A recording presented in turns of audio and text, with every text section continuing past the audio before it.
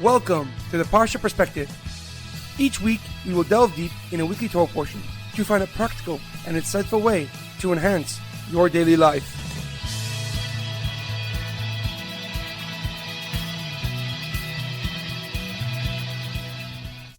Thank you for tuning in. My name is Rabbi Shalom Yemini, and each week we will look into the weekly Torah portion to find practical and insightful ways to enhance your daily life. This week's Parsha Perspective is in honor of the Refuah Shlema of Ruchma, Leah, Basara, Moshe, and all those experience a speedy and complete recovery. This week's Parsha Perspective is in loving memory of Leah Mintche, Bas of Yosef, Edward Ben Efraim, Shlomo Ben Edward, and Yirachmiel Daniel Ben Gedalia. May their souls be uplifted and may the memories be a blessing. This week's Torah portion is Parshas Ki Teitzei, Bridge the Gap. Our Parsha continues Moshe's final address to the Jewish nation. He begins with the law of how a soldier can marry a female captive of war, a mandate that the firstborn son, the Bachar, always has a right to a double portion of his father's property, and the unique laws of a Ben Sore Umare, a rebellious and wayward son. There are over 70 commandments, 70 mitzvahs in our Torah portion, and some of the more notable ones are Hashavas Aveda, returning a lost object to its owner, Shiluach Hakan, sending away the mother bird before taking her young, and the mitzvah of wearing Tzitzis, and the law against wearing Shatnez, any garment that has a mixture of wool and linen. However, a question comes to mind. At the beginning of Perek Chaf Beis, chapter 22, we have the mitzvah of helping a person's animal. The pasuk writes, "Le'sira es chamar achicha or shoyroi." You should not see your brother's donkey or ox nefalim baderech. V'salamta mehem hakim takim imoy. You shall not ignore it. You shall surely raise it and help him together. But why does the Torah use a double language, two words, hakim takim, you shall surely raise the animal, rather than a single word, hakim, you shall help your brother raise the animal from its burden? The Ramban Rav Moshe ben Nachman, a leading Torah scholar from the 12th century, gives a simple explanation. He writes that Hakim Takim, you shall surely raise the animal together, signifies two distinct commandments. A positive one of helping a fellow Jew and a negative one of not discarding a person in need. According to the Ramban, this dual expression underscores the wrongfulness of neglecting the downtrodden and the righteousness of aiding the needy. These commands are mutually exclusive.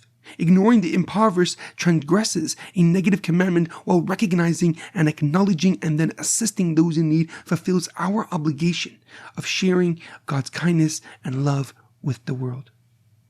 However, Rashi, Rav Shlomo Yitzchaki, the leading Torah commentary, gives a deeper and more profound explanation. He explains that Moshe uses the words Hakim Takim, you shall surely raise the animal, to give us a powerful and important message. You can only assist those who genuinely seek help. If they do not desire to participate or contribute constructively, you are not obligated to assist them. Rashi derives this and learns this from Moshe's use of the word Hakim Takim Imai, you shall surely raise it with him, signifying a collaborative effort to fix, to solve the problem. One may not claim it is your responsibility to help, and I will just stand by. The obligation and the mitzvah is to address and solve issues together. And this profound message is ever more relevant as we continue to prepare for our day of judgment, Rosh Hashanah, the beginning of the new year. As previously mentioned in many podcasts, the king is metaphorically in the field during this month. During Elul, God's holiness is more apparent and tangible, making creating a relationship with our Father in heaven easier. But this remains a joint endeavor. Just as the king leaves his palace, leaves his guards and his throne room and his walls, his subjects must leave the city to greet him in the field. Similarly, God becomes more accessible during this month. But we must become more receptive to his holiness, to his light. We need to leave the city behind and remove the barriers and fences blocking us from greeting our King, from meeting our Father in heaven, and developing a meaningful and strong relationship with him.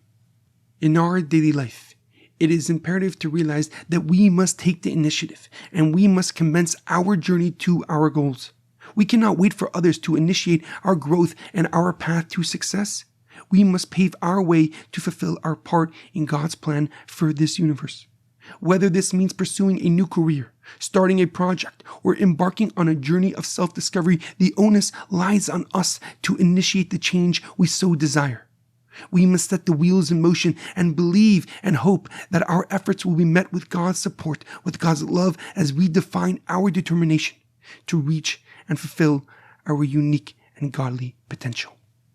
There's a powerful quote that I once read: "Pray as though everything depends on God, but work as though everything depends on you." Have a meaningful weekend and a great Shabbos.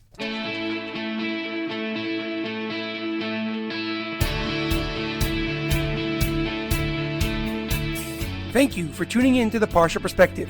Check out our website, theparshaperspective.com. Send thoughts and comments to theparshaperspective@gmail.com. Till next time, thanks for listening.